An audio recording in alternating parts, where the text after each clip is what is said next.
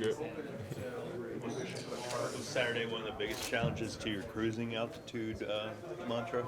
It definitely was. It was challenging from start to finish. I had to give everything I had, and there was some times in that game I was not quite at cruising altitude. Hit a little turbulence every now and then. At some point when we did not get that second touchdown.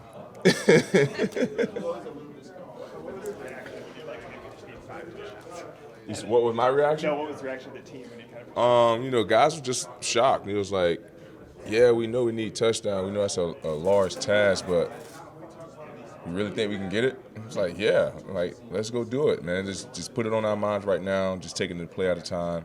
And like Dalvin said, just focus on getting the first one. And defensively, I thought we played, well enough all game to have the confidence going back out there, knowing that all we need to do is get stops, don't allow those guys to score, and just wait until the offense, start to catch their mojo. It was a little late in the third quarter, but they finally got it, and we ended up coming out on top in that game. When? At what point?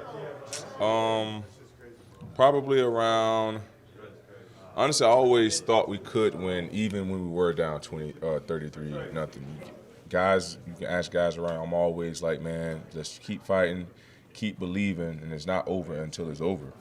And so I always have that winning spirit, that winning mentality, no matter what the circumstances are. Only time, I feel like, we don't when we lose a game is because we didn't have enough time, to go out there and score some more points. So for the most part, I always have that mentality, and I just want to continue driving that and putting that into my teammates to believe not only in themselves, but in the other guys that's on the field having to execute the game plan and their responsibilities. Pat, Coach has talked a lot about how a win like this obviously has an emotional toll on guys. Yeah. Even when it's really good, it's a lot. Mm-hmm. And of course, it was the same way with the Buffalo game. And not to take anything away from Dallas, I know they're a good team, but is there anything that you do differently, to avoid kind of a fall off after such an emotional win?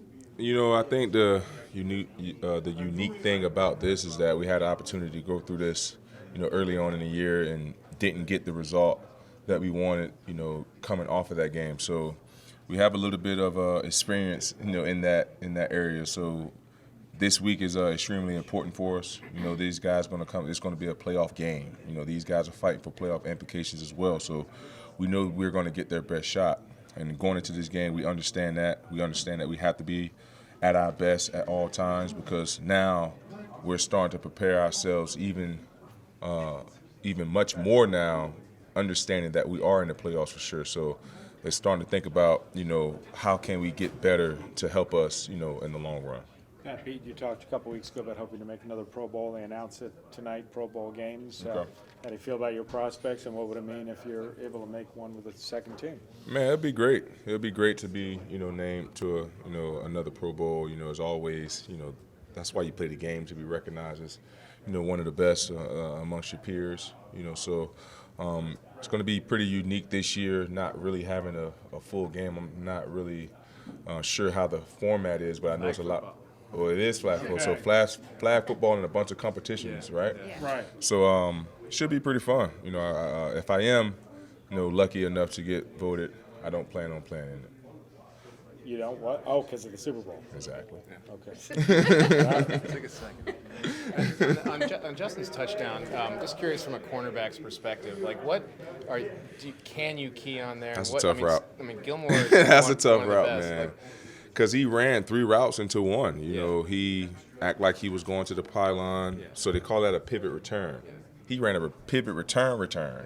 So he ran 3 routes into one, and that's just tough to guard, especially in that, in that area of the field. I think it was at the 5-yard line. So as a DB, we know the receiver don't have much yard behind us to go, so we know they're going to try to manipulate, the size of the field. So that's the widest part of the field. The football field is, 53 yards wide, and if they're at the 5-yard line, it's only 13 yards long. So they're going to try to work the width of the field. And like I said, it was a great protection, first of all, for Justin to have time to run out in and back out and catch the football. So it's a great execution on all phases to help that play be successful. I guess that was originally a Cooper Cup creation in LA. And have you seen it in practice here? Like they said, they practiced it a fair bit. Yeah, they do. I did used to see them practicing that during training camp. Yeah. They never ran it against us, and I guess coach just waited on the perfect time to bring it out. What did you like best about the game plan just defensively on Saturday? Just having the opportunity to be aggressive, having the opportunity to, disrupt timing of routes, being tighter to coverage. So I love everything that Coach Ed brought to the table last week, just really, really putting the ownership on the back end, to allow him to call the game, much more aggressively than he may have in the past. So Duke, Sully, myself, thought we had a great day in coverage. Now we have to continue to build on that and see where it can take us. Does it take time to learn when you are in a new defense on the back end the best ways to take the air out in the space? And where are you It's learning curves. If you think about it, it's still all of our first year together. Obviously Coach Ed has a scheme that he feels is best for the team, but you also want to put your personnel in the best position possible. So I think that's what now having 11-3, so 14 games in, having a lot of game film on tape, understanding how teams are attacking us, trying to put us in better situations so we can, be much more successful in the stretch because, in the month of, January and February, you have to be at your best. And you have to be able to put your best players in position to be successful. And now we're at that stretch of the season to where, it's going to be a little bit different than what it was early on in the season. Pat Pete, Coach O'Connell referenced a number of recent penalized hits on Justin Jefferson, and he thinks maybe foes are targeting him and it's not by accident. You can give a perspective, as a DB, what's your take on some of these hits that he's getting that are being penalized, unnecessary roughness, etc.? It's tough. You always want to make sure that you're protecting, players.